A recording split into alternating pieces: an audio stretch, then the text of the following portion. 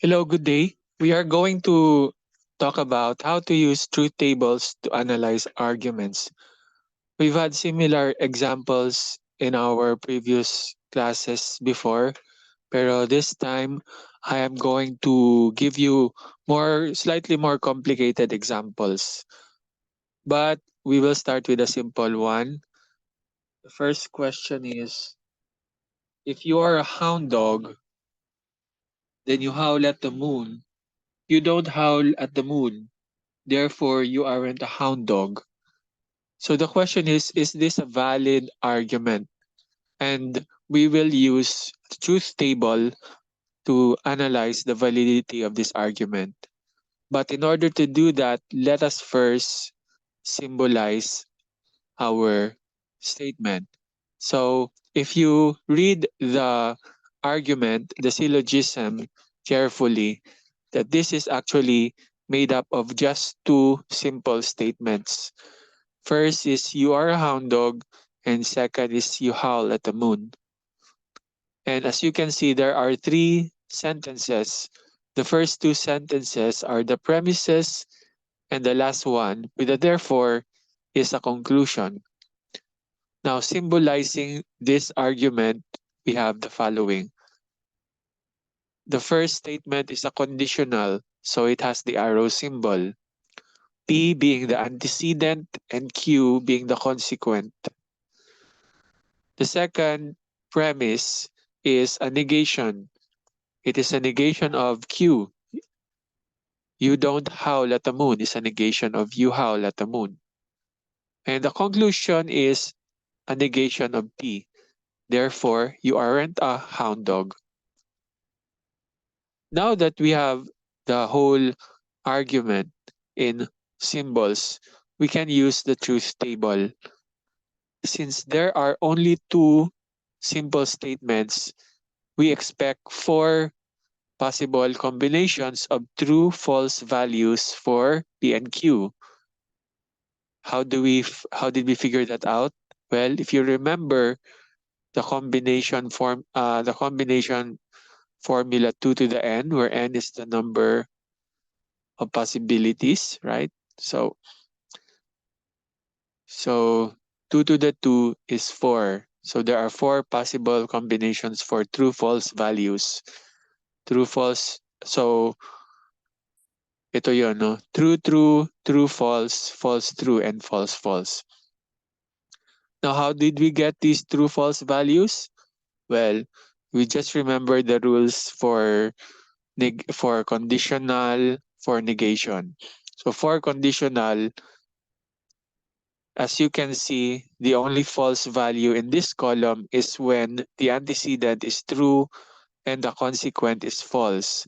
That's the only time that the value for our combination, for our, what is this, conditional, is false. The rest is true. And we look at the fourth column. The fourth column is simply the negation of Q.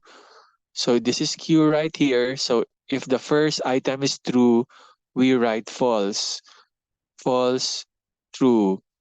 True, false. False, true. So we just negated not Q.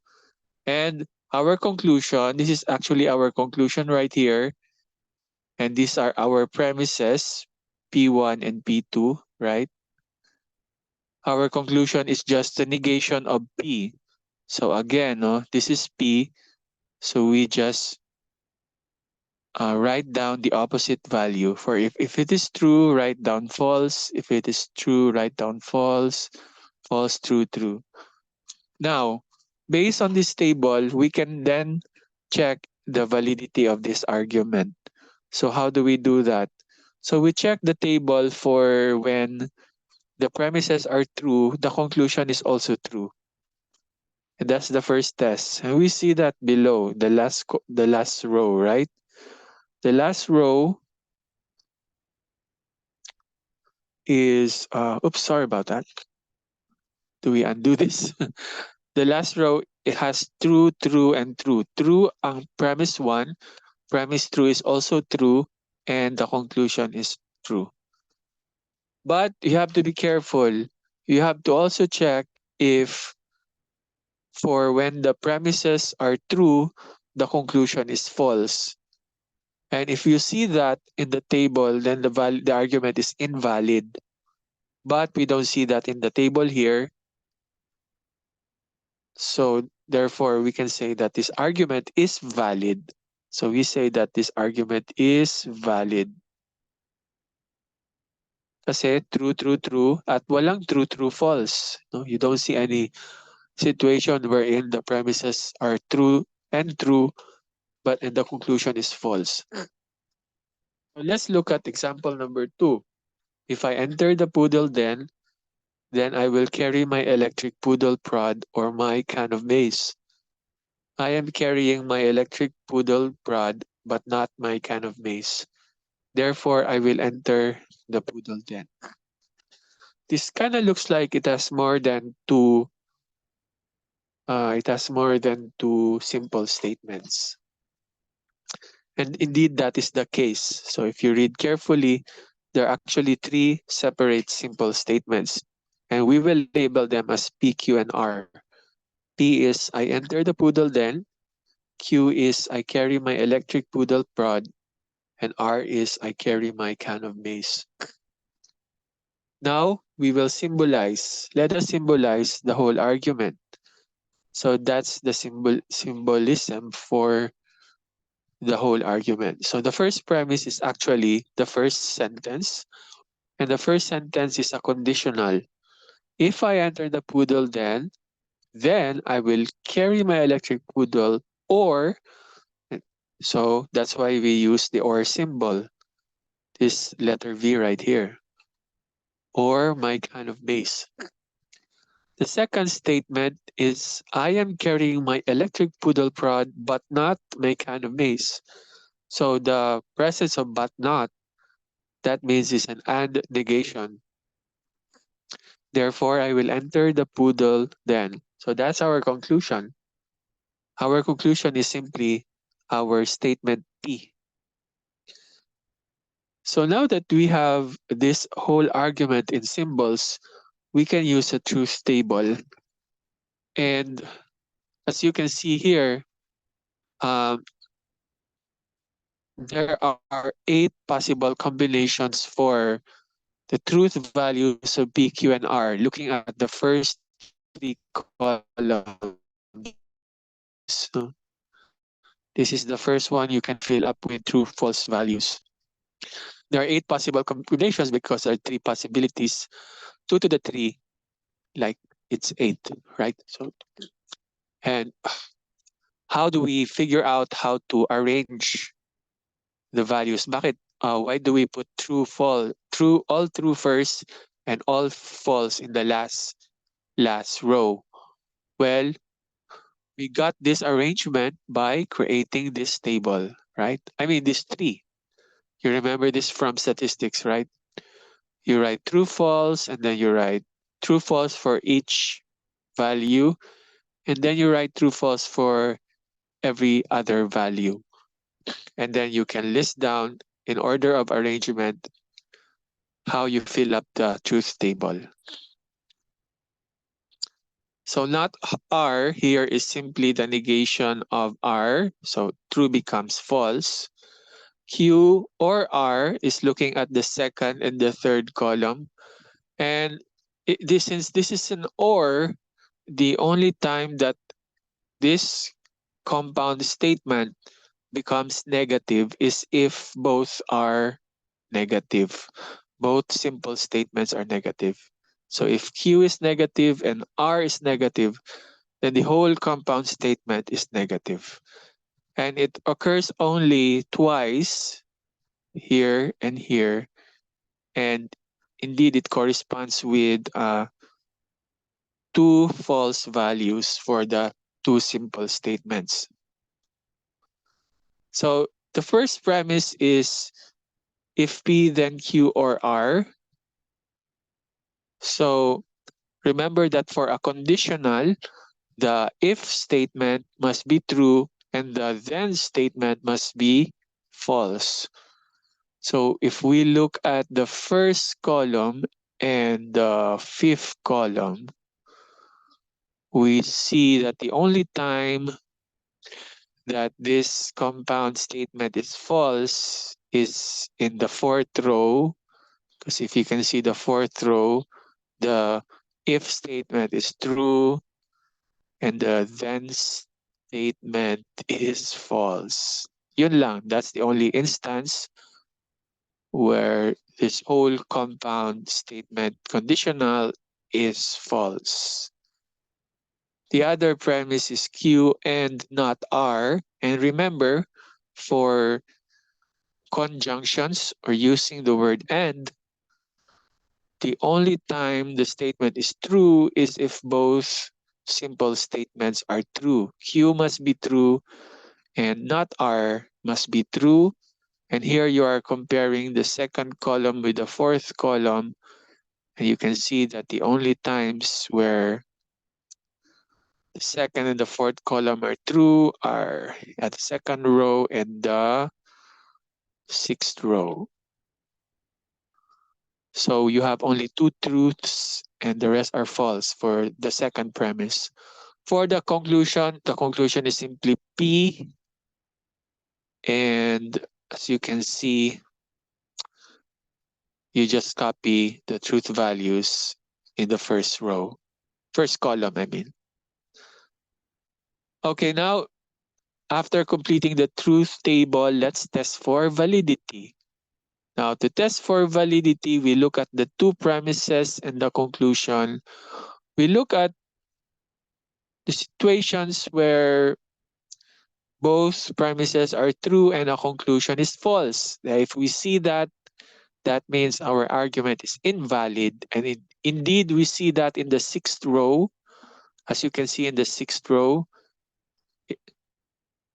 there are two true values for the premises and the conclusion is false. This makes our argument invalid. Indeed, meron tayo true and the conclusion is true, but that is trumped by the fact that there is another row here where the two premises are true and the conclusion is false. So that ultimately is what matters to making our argument invalid. Finally, we have the last example. I will buy a new goat or a used Yugo. If I buy both a new goat and a used Yugo, I will need a loan. I bought a used Yugo and I don't need a loan. Therefore, I didn't buy a new goat. This sounds like there are three simple statements and there are three arguments or not arguments, but premises. So three individual statements and three premises. So something new to us. Let P, I buy a new goat. Let Q, I buy a used Yugo. Let R, I need a loan. And in statement form, we actually have three, in symbol form, we actually have three premises. So the first premise is the first sentence. I will buy a new goat or a used Yugo. That's why we have the or symbol there. The second symbolized premise, P and Q, is our antecedent in this conditional. If I both buy both a new goat and a used Yugo, then I will need a loan. And our third premise is Q and not R, because it states there I bought a used Yugo, Q, and I don't need a loan. The word don't implies a negation. And our conclusion is the one with the therefore. I didn't buy a new goat, so it's the negation of the first premise. Now that we have established the symbolized form of our argument, as I mentioned here, there are three simple statements. So we have 8 possible combinations for true, false values for the first 3 columns of P, Q, and R. And we're simply breaking down everything into small chunks. So we cannot really write premises right away after the first three columns. It would be easier for us if we little by little break down each premise into smaller pieces. Now, I'm talking about, for example, the second premise. Instead of writing this directly as one column, which is possible, it would be easier to break it down first into P and Q, followed by the actual form of the premise, P and Q, then R. Um, the idea then as well is to make the last four columns be the premises and the conclusion. You want them side by side so that it is easier to compare, right? So you don't want your premises at the earlier columns. You want all three premises to be side by side and the conclusion to be the last column. That's just good practice. Um, Now, if you understand all of this, just follow the rules for when compound statements are and or conditionals. Just remember the rules for identifying their truth values. But now we are up to figuring out if this is a valid statement or not. So we are looking for a row which contains the fact that all three premises are true and the conclusion is true. And also, hopefully there's no, if we want our argument to be valid, there's no row containing three true premises and one false conclusion. And just by inspection, I do think that this argument is valid. We do have this sixth row wherein all premises are true and the conclusion is true. And I don't see a row which has all three premises true and a false conclusion. No, there's none. Therefore, I conclude this argument is valid. So, hopefully you learned something today. Sorry for the lengthy video. And I'm going to stop recording.